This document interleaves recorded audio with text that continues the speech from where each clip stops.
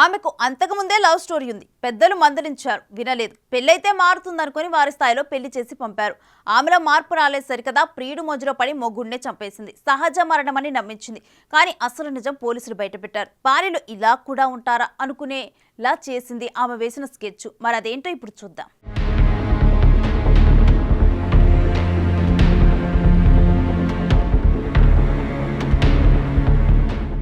మాచర్ల మండలం తాళ్లపల్లి గ్రామానికి చెందిన ఓసు శివయ్య స్థానిక పవర్ గ్రిడ్ లో ఒప్పంద ఉద్యోగిగా పనిచేస్తున్నాడు.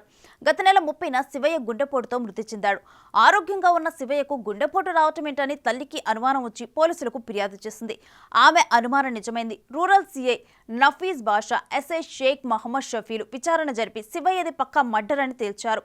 పోలీసులు చెప్పిన దాని ప్రకారం శివయ్య భార్య గాయత్రికి అదే గ్రామానికి చెందిన సచివాలయ ఉద్యోగి అమ్మోరయ్యతో పెళ్లికి ముందే సాన్నిహిత్యం ఉంది. గతంలోనే వాళ్ళిద్దరు పెళ్లి చేసుకునేందుకు నిర్ణయించుకున్నా పెద్దలు ఒప్పుకోలేదు. గత నెల 30న అర్ధరాత్రి గాయత్రి, అమ్మోరయ్య ఇద్దరూ కలిసి ఉండగా భర్త శివయ్య రెడీ హ్యాండెడ్ గా పట్టుకున్నాడు. అయితే తమ బండారం బయటపడటంతో ఆ అక్రమ జంట శివయ్యను హత్య చేసి ఇకపై తమకు అడ్డు ఉండరాదని నిర్ణయించారు. ఇక అనుకున్నదే తడువుగా శివయ్యపై దాడి చేసి ముఖంపై దిండుతో అదిమి ఊపిరాడకుండా చేశారు. దీంతో శివయ్య ప్రాణాలు కోల్పోయాడు. అయితే శివయ్య గుండెపోటుతో చనిపోయినట్టు నమ్మించిన గాయత్రి కపట దుఃఖంతో నాటకాన్ని రక్తి కట్టించింది. కానీ ఆరోగ్యవంతులైన తమ కొడుకు అకస్మాత్తుగా గుండెపోటు గురి కావడం శివయ్య తల్లికి నమ్మశక్యం అనిపించలేదు. కోడలు అక్రమ సంబంధం అంతకుముందే తెలుసుకున్న ఆమె ఆ దిశగా ఆలోచించింది. ఆమె విషయాన్ని పోలీసులకు చెప్పింది.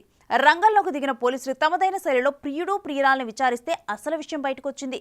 తామే హత్య చేసినట్టు ఒప్పుకోవడంతో కటకటాల్లోకి నెట్టారు. ఏది ఏమైనా ప్రియుడు మోజులో పడిన ఆమె తన స్వహస్తాలతోనే తన జీవితాన్ని నాశనం చేసుకుంది. ఈ కుటుంబంలో తీరని విషాదాన్ని నింపిందనే చెప్పాలి.